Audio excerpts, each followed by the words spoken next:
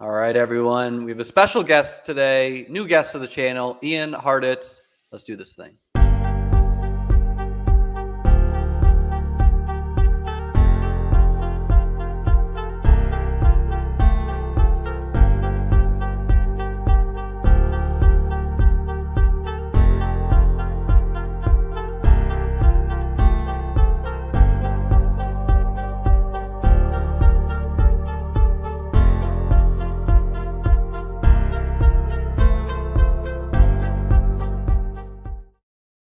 We got Ian with the fakie there, the intro into he was waving to everyone. But Ian, how you doing today, man?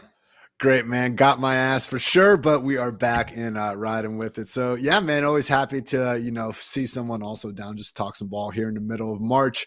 Never a dull day. We had Lamar, spouting off last night, but going through my wide receiver tiers, had a wild thought moments before the show, man. What if Mike Evans and Chris Godwin are this year's DK Metcalf and Tyler Lockett? I don't know, man. I don't know. I could see it. We always see the wideouts with the bad quarterbacks, if you would, or the quarterbacks we're not excited about, get discounted. Amari Cooper-esque from last year. I floated the name Hollywood Browns. Kind of feels like that to me as well. But before we jump into all that nitty-gritty and do a draft, I like to do a rough interview of new guests on this channel. So first question for Ian. How did you first get into fantasy football?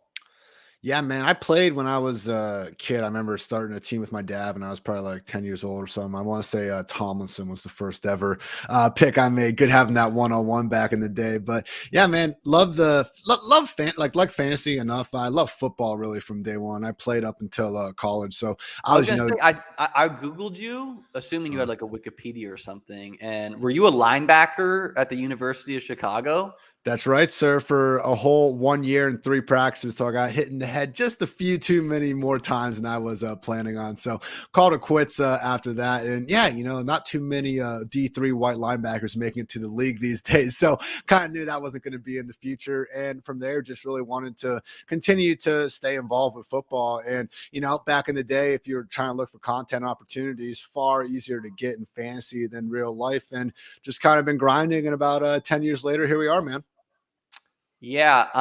And I'm, just to tell you, I'm like a little bit newer to Twitter in particular. Like I played fantasy football growing up, but I really only got on Twitter the first year I played best ball, which is 2020. You are partially known as a meme lord, I guess the kids are calling it. Someone who splices up clips, puts cool tweets down with the airdrop, helicopter players. How'd you find that niche of everything? I believe you got TikTok too, where you cut up the film and give the people the good shit. So how'd you find that niche of what you do? Just kind of tweeting through it for long enough and eventually kind of start to figure things out, I guess, man. Like it was one of those things where I've always been more of a writer first, and I think people will be really surprised if they actually know just how many of my tweets come like as I'm just in the process of writing about something. So for me it was like more back in the day, starting off with some of the original Fantasy Lab guys, and just writing a bunch of stuff that anyone's gonna have to do starting out in the industry that is not getting more than like 20 or 30 reads, if that, or whatever. So putting a lot of work into it. And I just got frustrated where I thought I was finding cool things, but there's really no recognition. So started tweeting it out. So, beyond the memes and stuff, I think those have developed more in recent years. And I got to sometimes remind myself to, try to get some good actionable information out there and not be seen as, just a complete meme lord these days. But it's all fun, man. I also think it's a good way to just remind people that, we are just talking about fantasy at the end of the day. So no reason to take things too seriously in these streets. Well, yeah, I mean, that's something I like about you is you're clearly down for a joke. I was drawn to the Fear and Loathing profile picture. I had no idea what you looked like for probably 2 years. I was just like, all right, this dude's rocking this. I like it. But you talk about putting out actionable work. And for those who haven't heard the Establish the Run podcast with Levitan and Utica is literally the top DFS player in the world. Won something like, 5 millimakers last year. Truly absurd. And he gave a shout out to you and some of your, I believe your work cutting up film or something. I thought that was real cool to get a shout out from the little dude who's probably made the most money playing fantasy fantasy sports. It's a great interview. And look, Levitan's, the king at those over at Establish the Run. Always, great product there. But yeah, Utico was saying, I think it was the Monday review podcast that Dwayne and I usually do. But he say he listens to me sometimes, which again, is just fantastic to hear. Like as much as, it is nice to, have some stupid video joke go viral or whatever. Again, at my core, I am trying to ultimately help people get better and better at just fantasy and stuff. So again, to have the freaking GOAT himself do that, humbling moment for sure. When did you first get into working with fantasy football? What year was that? When I was 19, I was a sophomore in college, and I just emailed I read so many articles, and I remember I think it was Bleacher Report, and they just had us you could read fucking all day, whatever you wanted. I remember being on the Bleacher Report, just I'm a Bills fan, so I'd just be reading Bills stuff, NFL stuff.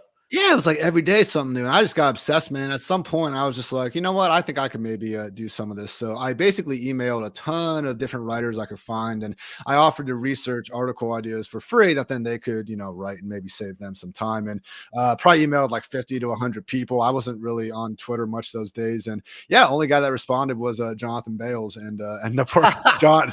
Yeah, kind of a great guy to get to respond. That's very got lucky with that, man. He was just kind of starting off in DFS at that point. But basically for my last 3 years in college, man, I was just one project after another, just kind of helping grind with Jonathan behind the scenes. And once he and Pete, got their thing going with Fantasy Labs, got a chance very early in my career to go, at that point, do a little bit less content, more so just grinding some long news hours, doing the little things that you need to do to make any startup successful. But yeah, man, just being in with those guys, being able to work under Adam Levitan every day, it was an incredible learning experience. I think I was almost a little bit ignorant too, because I just wasn't this, I wasn't this overly successful or even that active of a DFS player or anything like that. When I started off my career, I just loved football more than anything. And fantasy was kind of the way to, focus on that more often than not. So yeah, it's been about full time in the industry. I was 23, probably about 6 or 7 years. So I had a nice, consultant job out of college. My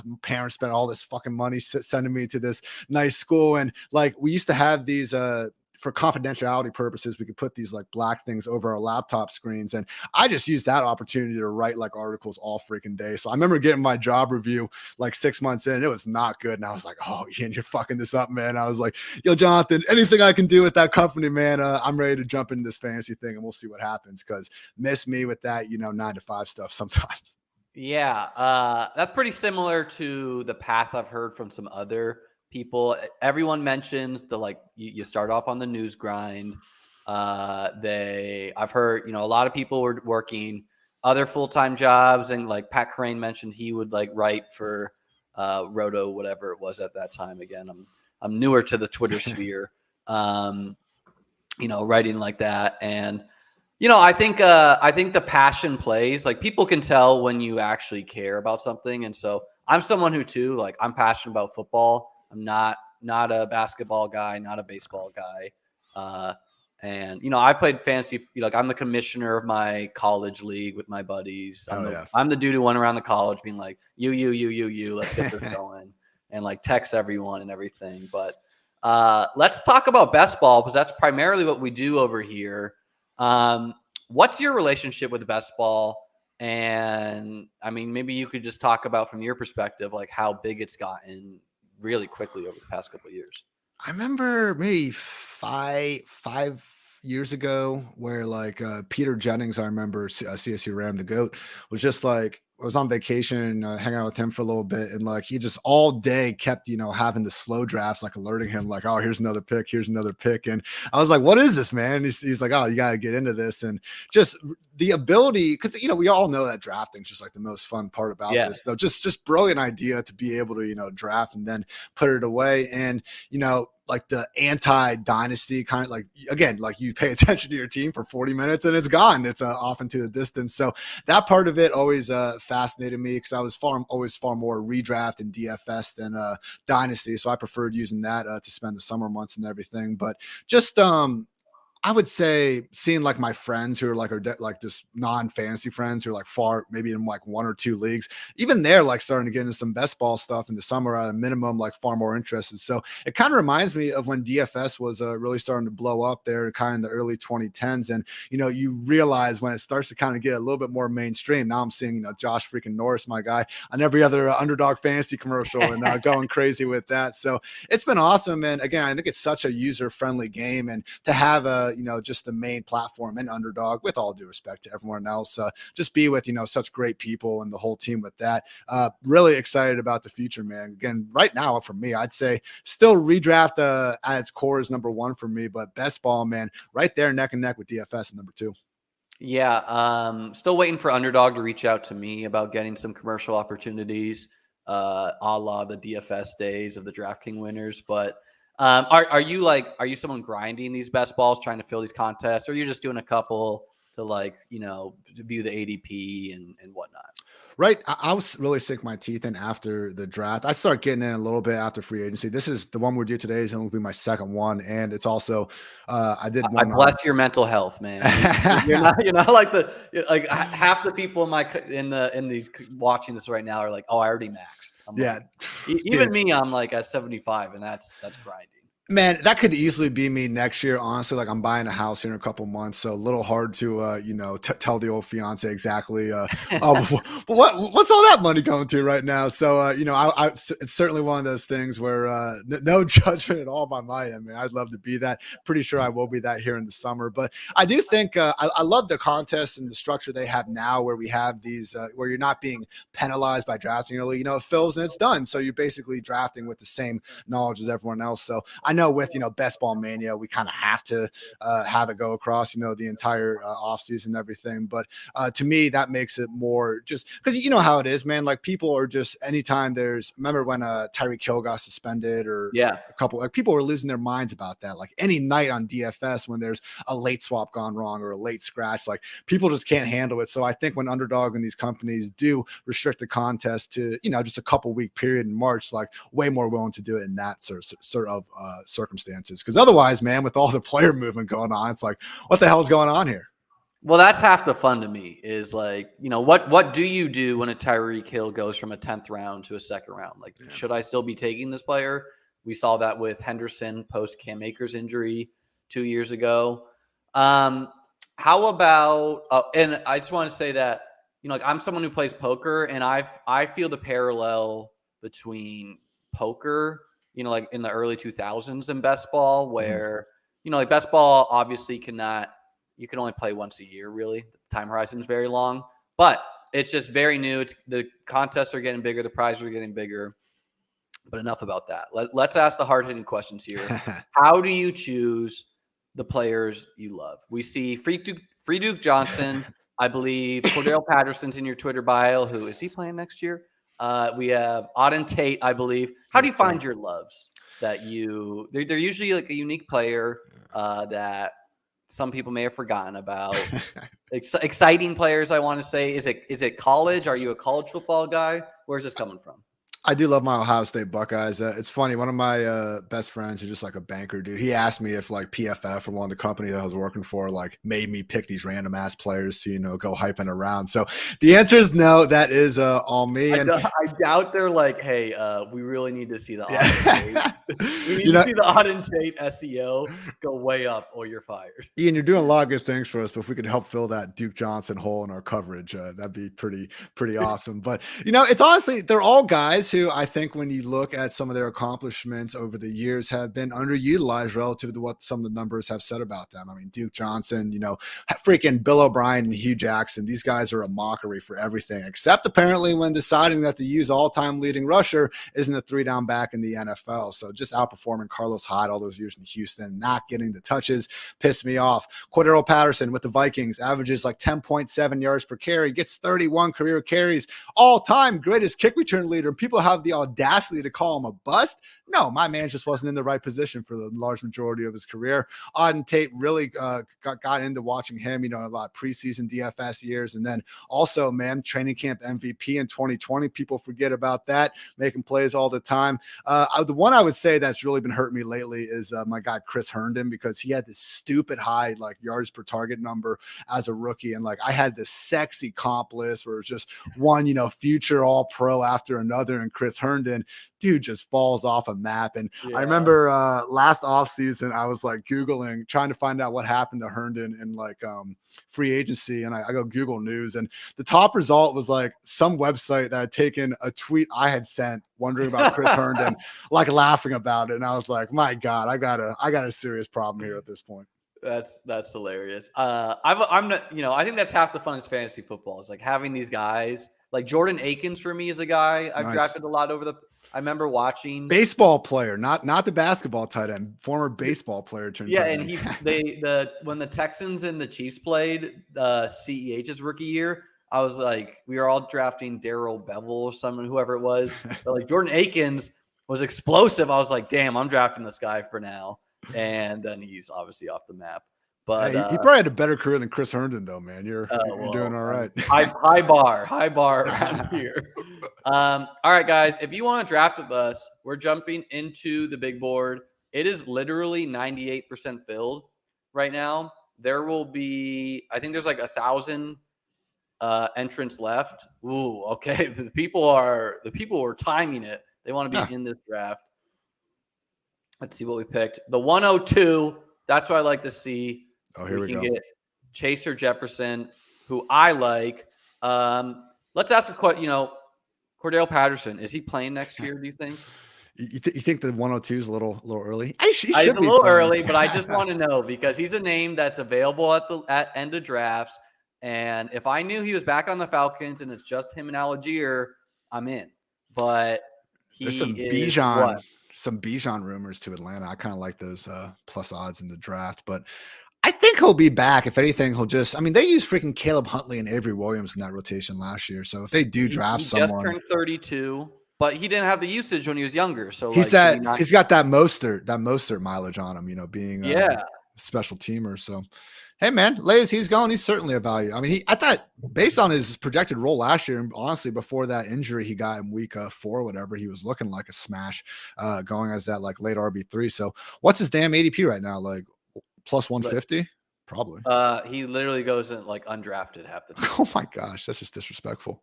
Do you want to take Chase? Yeah, I think we have to. Yeah, Jamar Chase. He's my personal 101, but Jefferson always goes there, so I take Jefferson because otherwise you don't get. It was just amazing to see how they really weren't hitting the deep ball nearly as often last year as what Burrow and company were doing in 2021. And Chase just seamlessly became this underneath threat as well. And, we had that stat going for a while, first 20 or so games, I think first 20 full games that Higgins and Chase were together. I think Chase only had 6 more total targets, but that's not even a conversation anymore. Chase absolutely busted it. I looked this up today. 2021, Chase, including the playoffs, 21 games, he had 163 targets. Last year, 15 games, 162 targets. So they are force feeding him, man. We can pull up the Ian Hartitz for the tweet he's talking about here. There we go. Tyler Lockett love. There it is. Here we go. Here's his Chase tweet. Yeah. I saw this today too. Yeah, it's just no quarterback concerns with Chase at all. Not that we really have them with Jefferson. That next tier of guys, though, they don't have a Burrow, and we're talking about Tyreek, Adams, and everyone in that range. Yeah, and it's just, to me, I think Chase is legitimately going to go down as the best wideout of all time if he plays long enough. I think he's literally that good, but how can you complain about really any of these stars? Let's talk about some free agency, recent news, anything that's got you going, what's your Lamar Jackson predictions, any signings that are exciting you? Talk to us here. Just a pretty mid free agency class. We knew that going in, and it kind of turned out that way. So I was disappointed to see DJ Chark only fetches $5 million, and okay, the Panthers, I get it. We have a bunch of open targets, and honestly, him and Thielen, where they're being priced right now, it's they're both like in the wide receiver late 60 range. So just like by virtue, even if one of them is the number 2, like that's still a value at that point. So not saying there aren't some values in fantasy land, but again, just wasn't a great class to begin with. I do think it's interesting how it's like everyone's discovering that Rashad Penny has had a high yards per carry, just if he stays healthy. Like all this optimism around Rashad Penny being healthy, whereas it's just never been seen in the past with guys like Raheem Mostert. I would just caution and say like Miles Sanders and Rashad Penny, like we shouldn't be chasing that role in fantasy. Like Rashad Penny going to Philly and just being the early down grinder, like, okay, that's good if we can get him, outside the RB30 range, but careful about really bumping up that role, because look at someone like Jamal Williams last year. He scored 17 freaking touchdowns and he finished as, I believe, the RB19 in PPR points per game. He was no higher than 16th. Like that's just life, unfortunately, when you don't catch any passes. And I do think in Philly and honestly Baltimore, J.K. Dobbins is another example. Damian Harris with Buffalo, like we're kind of getting hyped about these certain running backs that do have touchdown scoring potential. And, Jamal Williams' case, he was going late RB4, RB5 range. So you're obviously still plenty happy to draft him there. But just some of the hype on the Damian Harris, Rashad Penny guys. I don't want to draft a guy in an RB3 range if his ceiling is as like, a low end RB2. Yeah, and I think that's the difference between season long and best ball, where it's like for best ball, if you're like Damian Harris and Penny, I think are very live to score 2+ touchdowns any week. So like sign me up. For season long, playing the whack-a-mole of when is it a Diggs game, when is it like that's not something I want to be playing. Also, we call him Rashad Dollar around these parts because he was an integral part of winning me Best Ball Mania 2. Attaboy. The Monroe St. Brown, Rashad Penny mini stack when the Seahawks and Lions played each other. How did you honor that team? Did you buy everyone's jersey? Do you just have like the roster and a picture frame, or? I was like going to buy the jerseys. I ended up just buying Josh Allen's jersey because I'm a Bills fan. Yeah. He scored 2 rushing touchdowns for the team. But I was actually on my cousin's bachelor party down in Key West when that happened. So it was just a big party with all of that when I won. That's just funny. I feel like I'd buy Chase's, I think. I feel like that's something where like you tell your friends, oh, if I win this, I'm going to buy every jersey. And then you win it. And it's like you put it in the cart and you're like, I probably don't need all these. Like, look at exactly what happened. I always like I had heard like Levitan Pods. He's like, I buy the jersey. And I'm like, yeah, I think I would buy the whole jersey. And then I'm like, do I need Cole Beasley's jersey and Chase Claypool's? All right, Ian, the board is yours. We can go Hurts. We got some running back options. We got wide receivers. I'd be down. Ooh, Pollard still? I'd be down with one more wide receiver and then hope that Pollard. You want to stack T or you want to go Metcalf? Let's go T. Let's get the stack going. Okay. Stack T. I don't think we need to reach on Burrow here. He has been falling. That like his ADP used to be here, but he falls to the 4th round, and no one should be incentivized to take him. What do you want to do with this pick? This range of running backs truly feels like some of them are going to be live to be RB1 on the year, like Pollard in particular. I have Pollard and Jacobs top 5, and I think they're the better picks out of this team. Yeah, I like Pollard and Jacobs a lot. I'm down. You pick which one, Pollard or Jacobs. All right, we'll do Pollard. Yeah, to me, it's like, I don't know. I'm a little concerned about Breece Hall and when he's going to come back.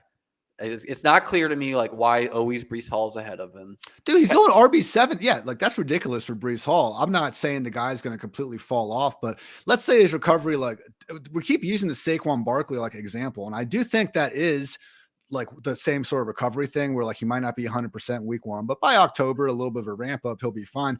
But Saquon Barkley, before he got hurt, we had seen him be the 90% snap, never leave the offense role. Like Breece Hall was still splitting things with Michael Carter at like a 60-40 rate. Is this Jets offense going to be a juggernaut? I don't really think so. And we just don't really have a sign that they're going to just feature Breece Hall. Nathaniel Hackett is the new OC in New York. Like before Javonte Williams got hurt last year, the last game was like like not getting injured game, the last fully healthy game, Javonte didn't even play 50% of the snaps because he felt the need to get Melvin Gordon and Mike freaking Boone involved. And so like I was tweeting about this and Jets fans were like, why would you rush Breece Hall back? And I'm like, exactly. He shouldn't be going as the RB7. So I think I have him right now like RB 14, 15, which okay, like that spot, I doesn't feel disrespectful to me, but I'll take the guys with, similar workload projections that aren't actively returning from this ACL right now. Exactly how I feel. Like I want some Hall, but he's not Saquon. He doesn't really catch that many passes. Like all his fantasy points came from breakaway long runs, which arguable how reproducible that is. And even if Rodgers goes to the Jets, not going to be surprising to me if they're third in their own division. Not that can't score fantasy points after the Dolphins and Bills. But, like I really feel this range of running backs, and I would say Ramondre plus is like, okay, I like Pollard. I think Jacobs is going to reproduce. I want Walker for sure. Hall, injury concerns. Chubb and Derrick Henry, especially Henry, like age concerns there. Yeah. Chubb has got the O-line. We know he doesn't catch passes, though, but potentially Kareem Hunt's out of there. Ramondre, if they don't, draft Bijan, locked and loaded to receive reception work as well. And then ETN, I'm a little bit lower on. He's like last in that tier for me personally, just with Calvin Ridley there now. But I want to share him too because I'm excited about the Jags. I'm not completely convinced ETN and Stevenson have these workhorse roles. Both guys really benefited a lot more from, I think, injuries and just the circumstances with the other running backs in that roster. I mean, I still have not heard a good reason why JaMychal Hasty outsnapped ETN in the final game of the season against the Chiefs. I mean, the week before, ETN played 90% plus snaps in a comeback game against the Chargers. He suffered that it wasn't a re-aggravation. I think it was his other foot, but he suffered that injury like week 13, came back that next week on 90%. So like ETN last year, I know he's really fast. I know he had some good receiving numbers at Clemson, but he dropped a lot of passes. He had like 5 fumbles out there. There's smarter guys than myself, like Matt Waldman. He's not what we thought we would. Like, we thought he was a pass catcher, and he's not. No, it doesn't look smooth at all. So like, no, I don't think JaMychal Hasty in and of himself is like gonna, be any threat to ETN's like actual role out there. But when we're trying to find the guy that could be the Josh Jacobs, never leave the field, almost leading the league in touches, like I'm not sure ETN is going to be that guy. And then with Stevenson, dude, like in the 10 games that Damon Harris was healthy, like he had more carries than Stevenson. So we want the pass down back for sure. But when I see Stevenson leaking in that top 10, I just think that might be a little high. Yeah, at the same time, it's like after him, it's like you're just going to place some of these name value running backs there. Like Najee, I don't know. Like I like Jalen Warren as a guy, like a kind of like a poor man, late Eckler or something. I like that. Are you afraid? Like I personally am not afraid of Jacobs, but I've heard some people cite that like after seeing such workload numbers, injury rates, blah, blah, blah. It's like, after 365 regular season, touches, those are the most flawed things ever. I feel like I've done the research on looking at the big workload after the seasons. Tage Seth has good data showing there's really no. Let's pause you real quick. We could take Hawkinson, who I kind of like. We could take any of these wideouts you like. We lost Burrow. Damn. Burrow got someone just want naked Burrow for some reason. Motherfucker. Oh, we were so close to. I'm okay with Hawkinson here because I don't have a tier. I think Hawkinson and like this feels like a range to be hitting wide out to me, where we're gonna have our choice of, quite a bit of names to like. It's like I like JSN, I like Jameson Williams for sure. Keenan Allen, if he stays healthy, was gonna have a good year last year. I like Kirk, I like Godwin, I like Lockett. How do you want to play this? I probably have Lockett ranked the highest, but he might slide because he always freaking slides. I'd say Keenan if we're going, kind of at the top of the queue right there. To your point, I mean, he was absolute flames those last 8 or 9 weeks of the season. So when I was talking about Chark earlier, I was hoping that he'd go to the Chargers and actually give them that field stretcher so Herbert doesn't have to be so dink and dunky. Dude, like what if I don't know, the way the stuff is going, like Eckler will probably be back with the Chargers. But if he's not, that's really good for Keenan. Keenan, like 15 target per game season, until the wheels fall off. But hey, it's one of those things where, the way Keenan plays, man, we have it in our minds where like the upside receiver, is was able to take that, short pass, 80 yards for a touchdown. And that's great. Don't get me wrong. But hey, we'll take 8 catches for 80 yards instead of 1 over 80. If that's all we're getting. Yeah. And, maybe Keenan is not going to score, 10 touchdowns in a year, but it's in the AFC. Maybe the Bengals and Chargers play. I'm sure I could look that up. I'm not going to right now. He allowed Herbert sometimes falls, which I doubt he will. But really, no one should be taking like what Wilson did here. I don't know if he's just trying to get a rise out of us, was he doing a draft, but you should literally never take Joe Burrow with the plan. I mean, okay, if your plan is to stack him up with Boyd, congratulations. But really, you should not be taking the quarterbacks who don't run that much. And, no one should take Herbert if they don't have Big Mike or Keenan Allen. Unless let's go Boyd, Irv Smith, last round, Trenton Irwin. Hey, Irv Smith, man. Let's go. What about Lamar? Talk to us about how you're seeing the Lamar situation. Is he a Raven? Is there any risk he sits out? Is he going to be a Commander? Is he going to be a Titan? What's going on? I think he'll be a Raven at the end of the day. We've kind of heard one of the original reports was basically like the Ravens are almost down to let him look for a contract because like the second he gets one, like they'll just match it, which they have every right to do with it. So even when they originally placed a non-exclusive franchise on him, I just think that the sort of, draft capital you're asking to give up and with their ability to match it, I just think Baltimore's always kind of been the favorite. So the fact that, again, like the Washington thing, man, like for them, all they had to say was like, we did our due diligence on Lamar like we do every player. And, he's not going to fit into our plans. Instead, they're like, never looked at him. Was never even a conversation. Like, I don't know. I'm not like, look, NFL coach. Clearly some collusions happening is my take. Something's going on, but it's just like, look, I understand, football coaches are football coaches for a reason. They'll forget more about football than I'll probably ever know. But like, just to go out there publicly and be like, yeah, didn't even look at him. It's like, all right, maybe you should have. Atlanta, saying the difference between Watson and Lamar and Lamar's injury prone and Watson's had 2 torn ACLs in the same knee and stuff. So Washington, Atlanta, Tampa Bay, and Indy are the 4 teams that like have no investment at quarterback. They're not even guaranteed to be able to invest highly in a quarterback, or they have no plans to in the draft. And for the life of me, I can't figure out why they wouldn't go get it. Because we can talk about the Dolphins, the Lions, the Vikings. Like those places would be cool. Like, don't get me wrong, but the Lions would be super fun. It would be, but Goff had a really good year last year. But like when we're talking, I think they should take a rookie to be under him. Sure, and again, they at least have like a plan, like someone that's had high-end quarterback success. But when we're talking about teams led by Jacoby Brissett and Sam Howell, Baker Mayfield and Kyle Trask, Gardner Minshew and Sam Ehlinger, and then Desmond Ridder and Taylor Heineke. Like, it's not like they have a first-round quarterback they're developing. We're talking about like a day 2 guy with a journeyman veteran attached to him. So for the life of me, I don't understand those ones unless they're just purely tanking for Caleb, in which case, go do you, I guess. Looks like the guy who took Burrows in our draft. Just to help you out here real quick, Andrew, in my perspective, you can view Burrow as an ADP value, but you need to think about how these contests are played. And if Burrow has a good week 17, he's going to have a good week 17 probably because Chase and Higgins have a good week 17. So even if you make it to the finals and Burrow is needed to win, someone else is going to have Burrow with his wide receivers. So you are not winning the contest.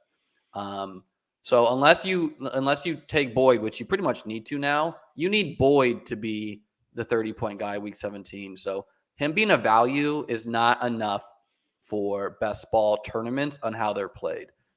Not trying to take shots at you or anything. And it only makes sense if you have like 50 other Burrow Chase stacks on your other teams that you took Burrow in the 3rd, where you're like, I don't want to give anyone. You're trying to block people, basically. How are we feeling here, Ian? I like Swift a lot. I like Gabe Davis. Tony feels a little overvalued. Would do it. Any of these running backs doing it for you or anything? I mean, I guess we can. I'm not scared of Swift and the Montgomery stuff, but I know other people are. I'm fine with Swift.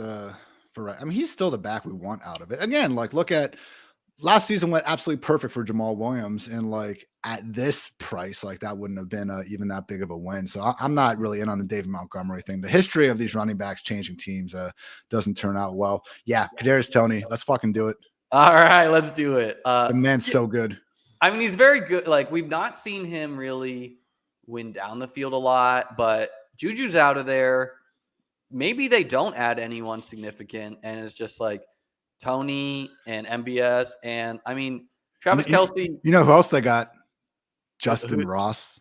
Oh, and they have John Ross. Oh, he's still on there, Mr. 422. Yeah. So, how do you feel about Justin Ross? I've been mixing him in the 20th round.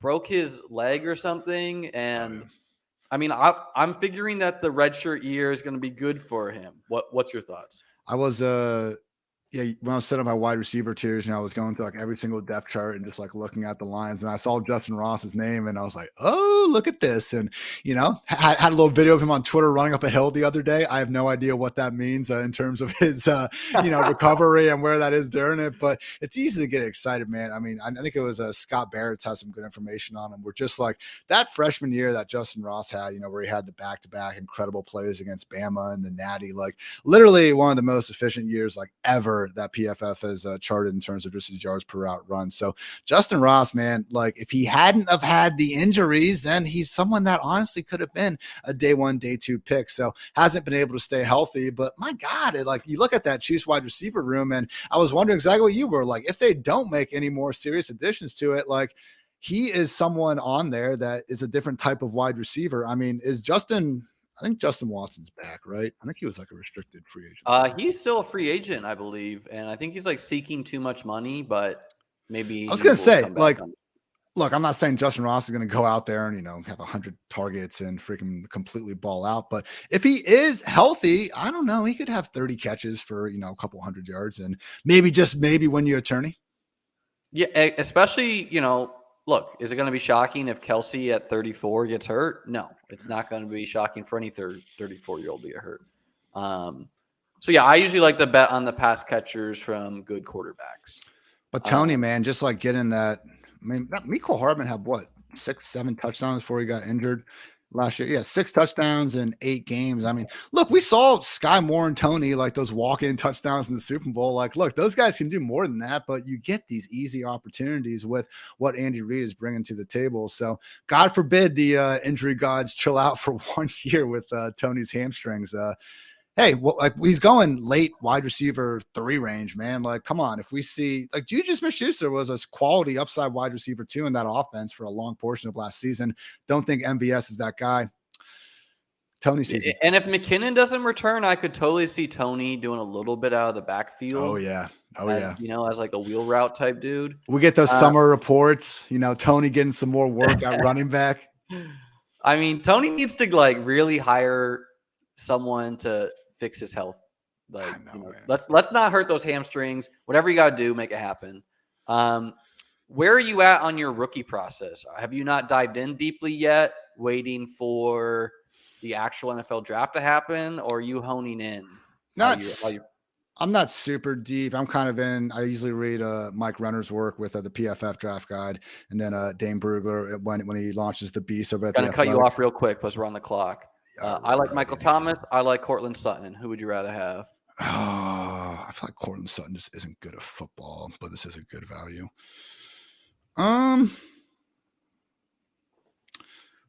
Rashad White could have like a 90% snap rule. We're going to get him after one of these wideouts. Okay. Go Michael Thomas. Michael Thomas? Okay. Yeah.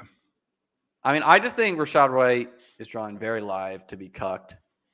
He's not good. It's just, another problem. But like he did, like the one game Leonard Fournette didn't play last year, though. I mean, he did not leave the field for them. I'm not worried about Chase Edmonds. Sutton would be a mini stack with Tony for that division stack.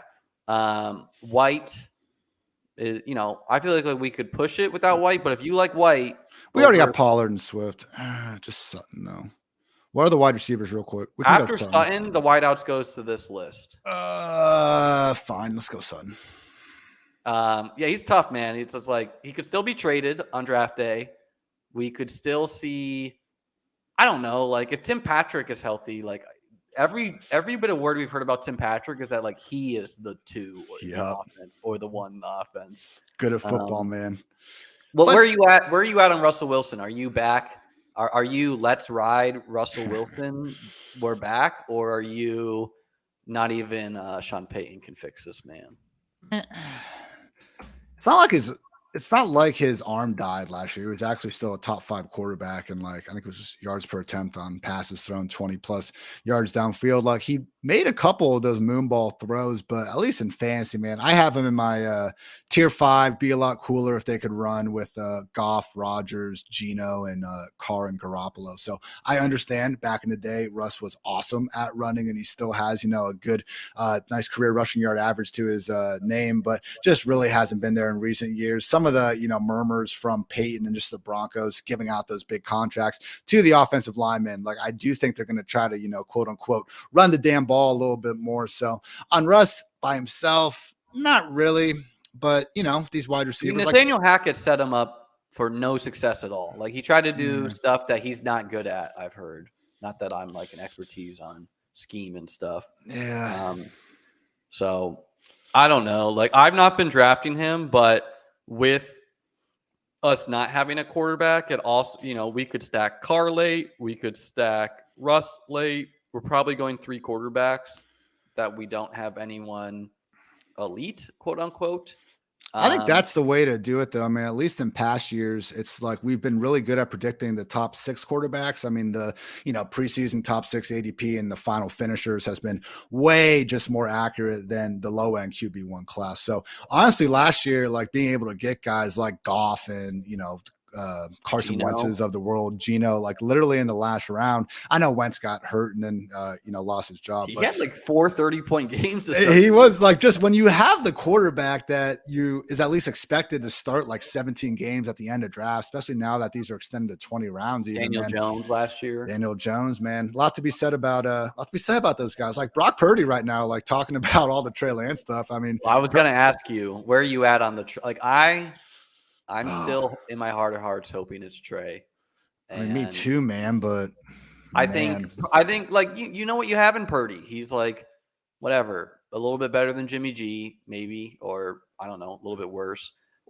We still don't know on Trey Lance. It's not like we saw anything. The dude got hurt in a monsoon or played a monsoon game and then got hurt the next week, and people are like talking like he's done. And I think yesterday was a little bit of motivation with the quotes about him.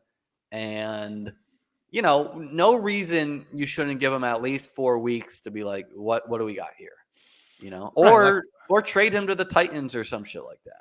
Look, Purdy versus Lance, okay, but get Sam Darnold the fuck out of here, man. Like now it's like, come on, Kyle, what are we doing with it? But hey, it's one of those things. I think I was tweeting about Lance yesterday and someone's like, is he a cut candidate? And it's like, I don't think so, but I think my response was like, he could be cut, he could be traded, he could also win Super Bowl MVP. So like you just, in the ways, like maybe not Super Bowl, I don't know, 49ers are loaded, but fantasy MVP too, just with how much he's run, certainly seems like a possibility. We are on the clock.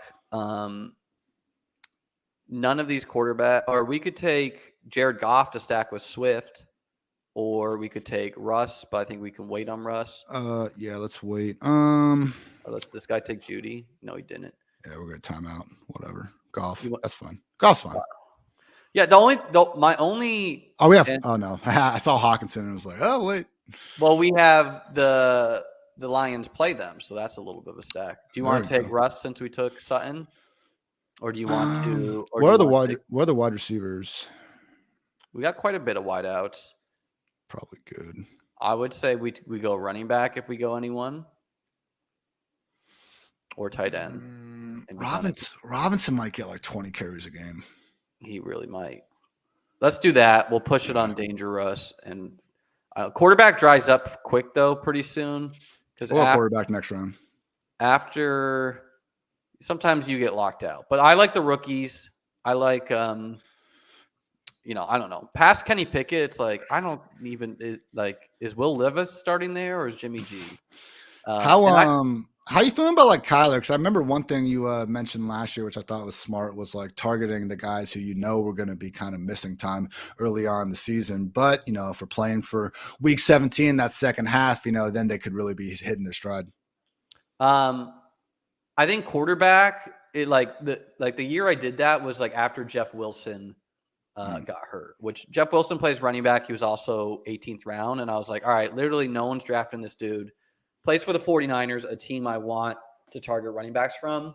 With Kyler, it's a little bit more tricky because he plays quarterback. So, it's just harder to separate at quarterback. Like Kyler could give us 30 week 17 and, Mahomes scores 40. And it's like, all right, we didn't do anything with this thing.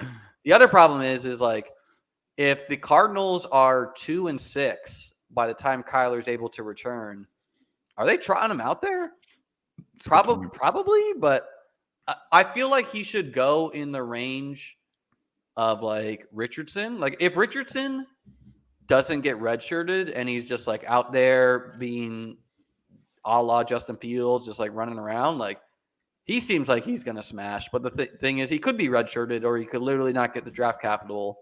So I take Kyler, but when I do, he's either usually like my second quarterback with an elite, or I'm going 3, just not so sure if he's going to see the playing time. And it's just like, I don't know. Do you have any read on the injury situation? And I would think the new coach wants to see him out there if he's healthy.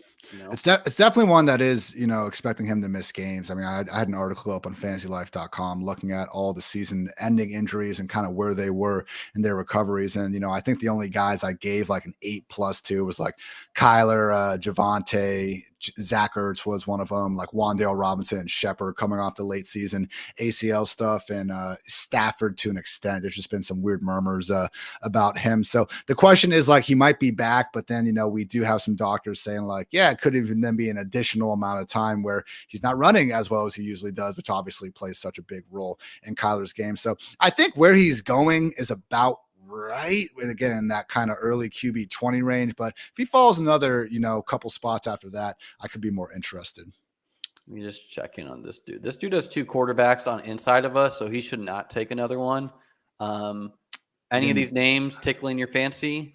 I feel like Kareem Hunt could still land somewhere. Like, what if Kareem Hunt goes to Denver? So I'm so worried about him. He was so bad last year, right? I know.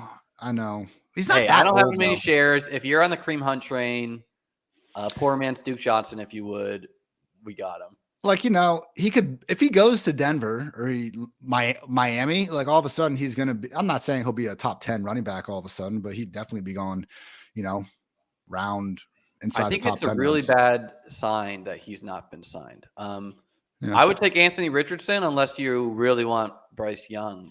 No, I'm down for Richardson. He's going to be the better fantasy quarterback, I think. So, and he's a dark horse to become a Lion, where it's like maybe there we go. The year Richardson, because if I'm the Lions picking at 6, I'm trading up with the Cardinals and I'm getting that third quarterback and saying I have the O-line in place, I have the pass catchers in place, I just signed a bunch of defensive guys on the cheap.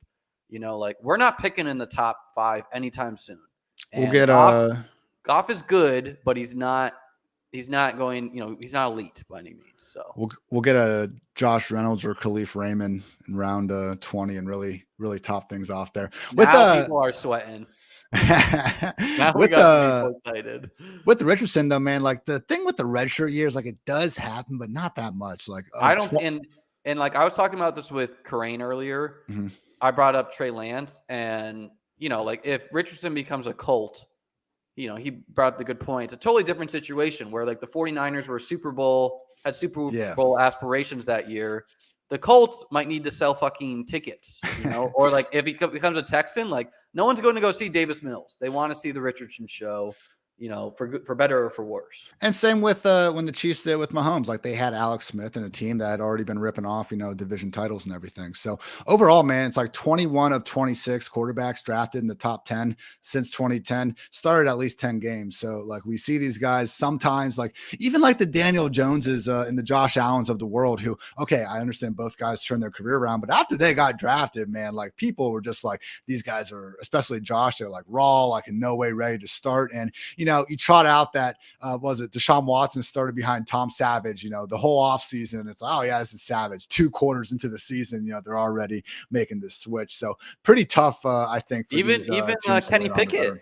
Yeah, exactly. Like Trubisky was, people drafted Pickett sometimes. They drafted Trubisky sometimes. And then like very quickly, I was always team Kenny Pickett. So Baker behind Tyrod Taylor, like the mediocre veteran thing, man, it just doesn't last. So I think Herbert got a little bit lucky because I think that coach was I think the coach was a donkey, and I think he was going to go with Tyrod over Herbert. Like, I don't think he was going to make that change. And then the medical dude took matters into his own hands. Yeah, the medical guy's like, I just saw that dude hit a 75-yard pass. Sorry, Tyrod.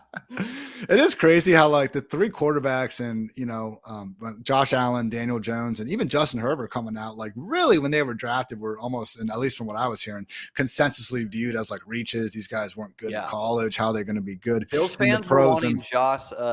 Who's the other dude? The Josh Rosen. Oh, Rosen, yeah. They were like Josh, and they're like Rosen, and then they're like, no, not literally one of the best quarterbacks, Allen. And it's like even before Josh became a real life world beater in 2020, even before Daniel Jones put together his best season last year, like these guys were still giving us a lot of good fantasy goodness. So that's one of the things, like we were talking about rookies earlier. And like, I don't put a ton of stock into it before draft capital. Cause man, it's just like, there's so much bias, I think, going on sometimes in these streets. And, people, I think, do really good work and they evaluate prospects the best of their abilities and stuff. And you could be right, but you're going to be wrong if the NFL team disagrees with you ultimately. So it's a fine line. And I don't want to, not do the work and then blame people for doing more work. So I'll get caught up, believe me, with it. But really, man, the draft capital, not to be a slave to draft capital, but it does point us in the right direction. No, for sure. Like, strong opinions loosely held at this point. And there are names I've been clicking a bunch who I fully recognize. If they go late in the draft, I'm like, goodbye, out of my brain. I think the only team that would be a threat to Richardson getting redshirted is the Lions, actually, where they could literally roll with Goff and be like, we got our guy of the future. What do you want to do here? We could go running back, wide out, tight end, literally any of them. I hear good things about Roshan Johnson. I hear great things about him. Looks like he can pass protect. I'm in on him. Sweet. Yeah, I think Fantasy Life CEO Elliot Chris has been slamming these drafts. And he says, I think Roshan's just like highest owned guy so far. So shout out Elliot. Now we got to share. I like him. I got a lot of him. I don't like that Jaylen Warren just went. He's one of the best handcuffs, I think, this late in the draft right now. Yeah. What do you want to do now? Hold on. Who is Singletary's not exciting, but like, what about Thornton? Yeah, I like Thornton. Tyquan, second round draft capital, speedster. Myers is out of there, and I think Thornton will potentially play in the slot, which is maybe good in New England. Still a chance Devontae Parker is a cut candidate as well. We'll see with that. But, it's kind of elderly Devontae at this point. It's going to be Juju, Thornton, and then Devontae. Like Kendrick Bourne's still there. I feel like him and the Patriots are like kind of disagreeing with each other every other week, but they keep it going. But this is one of those offenses, man, where Juju's getting the benefit of the doubt and for good reason with that money. But even then, he's like wide receiver 47 or something ADP. So if this offense gets back to just a little bit closer to the passing game in 2021 compared to 2022, like I think more than one of these guys can be like wide receiver 3 more weeks than that. Yeah. And I think the Patriots should be a dark horse candidate to land Lamar Jackson because, they're the team, like, they're in a very bad spot as an organization, I feel, where it's like they don't have a quarterback. They are not going to be bad enough to get a Caleb Williams. Yeah. And their division is looking very good. And potentially for a long time, their division's looking very good. So it's like they're the ones who should be all in on Lamar over Mac Jones, I think. They're holding on, and he hasn't been bad, but especially it sucks, especially in fantasy. Like when he was putting up, like a top 12 PFF grade and like doing really good things as a rookie, just still there was never any amount of you that ever wanted to play him in fantasy land because they were, more than fine running the ball. So added, we're going from going to Bill O'Brien, which shouldn't be necessarily viewed as a big positive. So yeah, I think I'm talking myself out of the Patriots passing game now. Yeah, it is nice where Mac Jones is a guy who we could stack up as a third quarterback. Again, not even, I don't know, like Bailey Zappi could get some starts there, but with us taking Taekwon for best ball purposes, if Taekwon's having a good game, hopefully it's because Mac Jones is hitting him on either some slants a la Christian Watson or some deep bombs. When we were talking earlier about these later quarterbacks, like we all understand the dual threat aliens and why the Jalen Hurts and Josh Allens and Mahomeses are ranked as highly. But I think because they are changing the position and they are accordingly going higher, which makes sense, like the other middle and lower end tiers of quarterbacks are just naturally kind of being squeezed up as well when they probably don't deserve to. So like the disparity between, Jalen Hurts and Russell, and Tua is way bigger than it probably is between Tua and Mac Jones, even though we're seeing, a similar probably difference in the ADP. Yeah. I mean, like, I don't know, like Derek Carr, round 11, that was Tom Brady 2 years ago. Yeah. Tom Brady, the year that he was actually good with the Bucs. I mean, say he was fine last year. I don't care. But, actually good in fantasy for sure. Yeah, not actually good in fantasy. Yeah. That's a better way to put it. But yeah, he just was not willing to take a single sack for his team last year. Oh, your guy CPAC no, sniped us.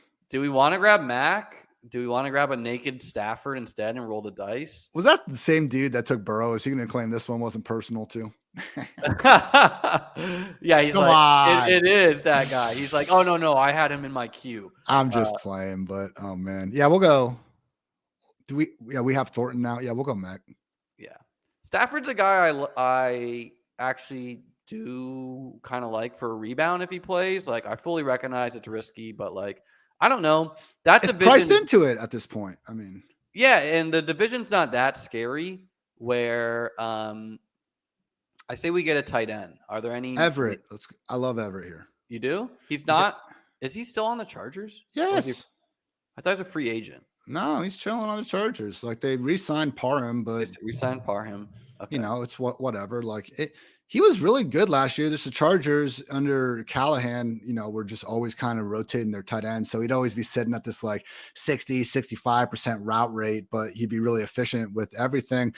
Kellen Moore coming over, man. Like if we have Everett now working as Justin Herbert's like Dalton Schultz. I mean, I've always thought Schultz was one of the more mid real life tight ends who puts up great fantasy numbers. And Everett's almost been the guy where when you look at the yards after the catch leaders, you'll see the Kittles and, the Gronks of the world in the past, but then also Gerald Everett and usually Jonnu Smith sticking around there as well. So, no, I like Everett a lot this late, man. I mean, he was an upside tight end Keenan too. Like we're making a bet on the Chargers and we're making a bet on the AFC West division with us having Keenan and Tony and Sutton.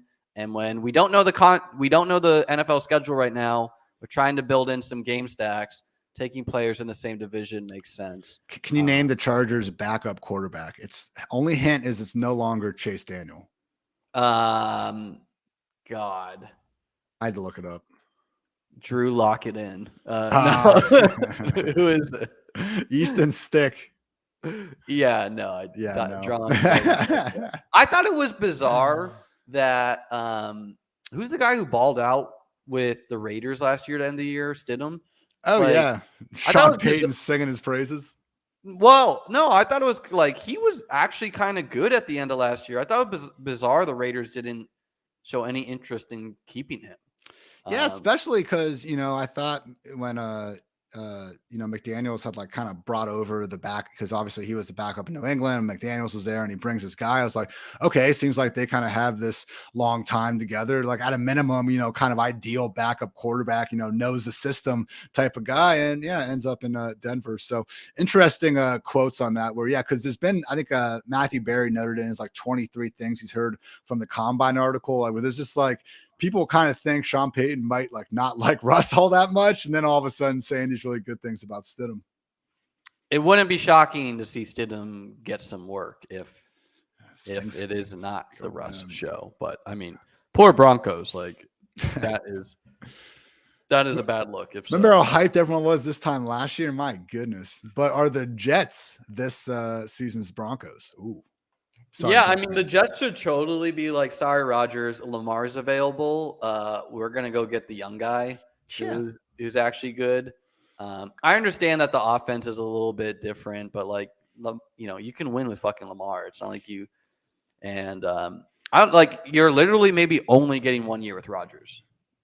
Every single year you're going to be held hostage for like the darkness retreat and the ayahuasca retreat. And I just look at and Rodgers, similar sentiment with Russ, where I don't think his arm is cashed by any sense of the imagination, but especially bringing over Lazard now, is Randall Cobb also going to be starting in 3 wide receiver sets? It's not like the Packers O-line and the run game were huge problems last year. So all of a sudden you're looking at the 2 offenses, Nathaniel Hackett's the play caller. And it's like, okay, I agree that Garrett Wilson is an upgrade from Christian Watson, but is that going to be what brings Rodgers back to 2020 MVP form?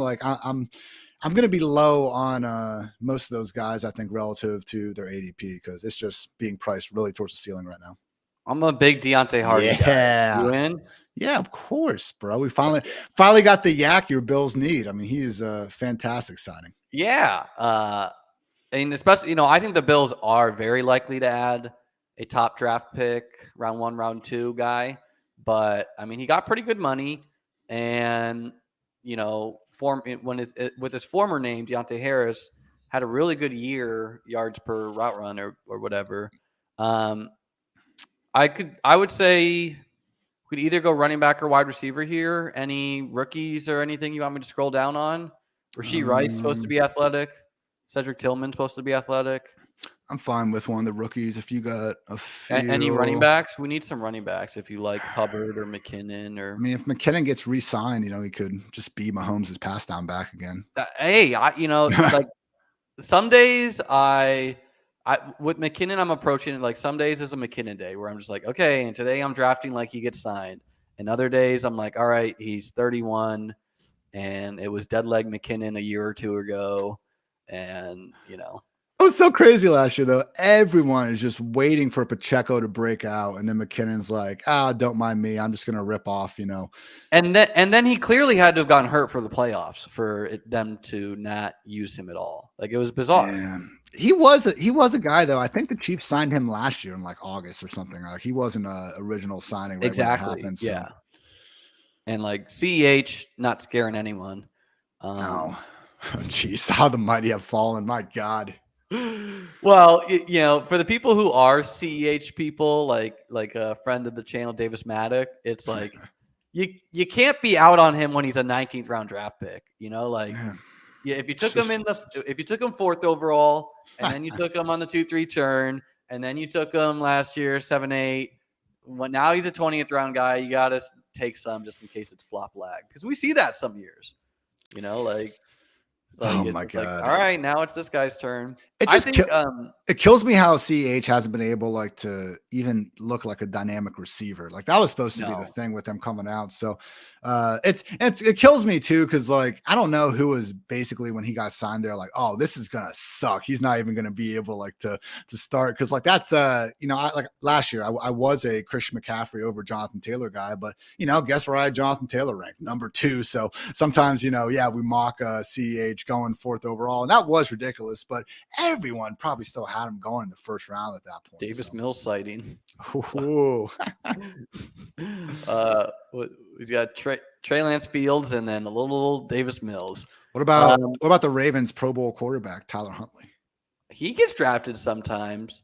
How do you feel about Pacheco? He's a guy who I feel is potentially very overpriced in round 7. This is like the dead zone of yesteryear, where it's a couple of these guys could do good things, but I don't know.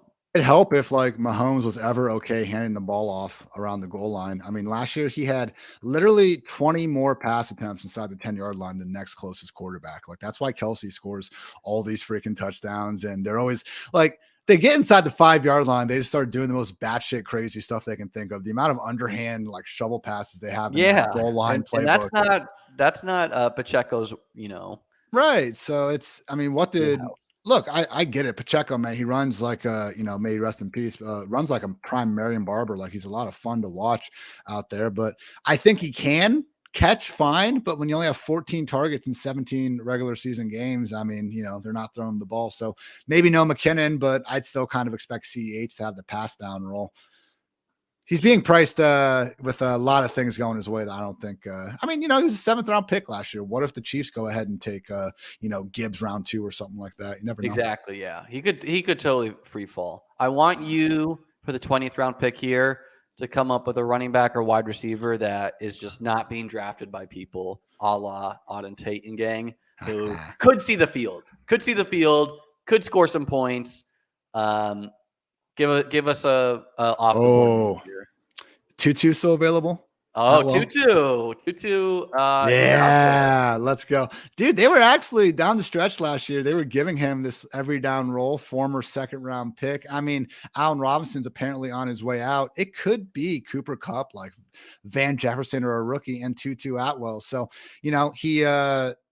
he is like 150 pounds, gust of wind, and, is pretty much knocking him on his ass, but he can get behind the defense, man. Him and Stafford linked up at least for a couple long catches. And, I always did my Sheesh Report article on Mondays, the unrealized air yards leaders and stuff. And there was usually one time a game where Tutu's running past that defense. So I think we could get, a game or two where we get the, 3 catches, 120 yards and a touchdown out of them.